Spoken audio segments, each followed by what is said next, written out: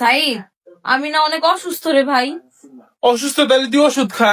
ওষুধ খাইছি ভাই, ওষুধ খাইলে তো আর মানুষ সুস্থ হয়ে যায় না সাথে সাথে। আম্মু খালামনির বাসায় গেছে, কইছে ঘরে রান্না বান্না যাতে আমি করি, কিন্তু আমি তো অসুস্থ, আমি কেমনে রান্না বান্না করবো ভাই? তুই একটু রান্না বান্নার কাজটা কর। আচ্ছা ঠিক আছে, যাইতেছি।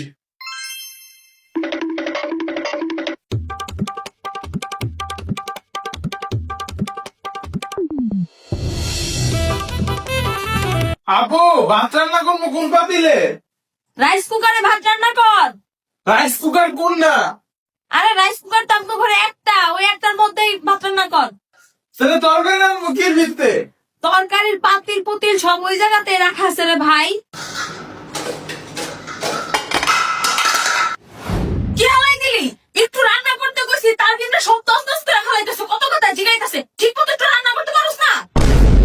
কি রে আপু, তুই না অসুস্থ?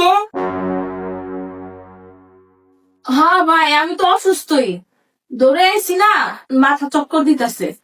তুই ঠিক মতো রান্না কর বুঝছস, হাড়ি পাতিল ফালাইছে, এত কিছু জিগাইস না।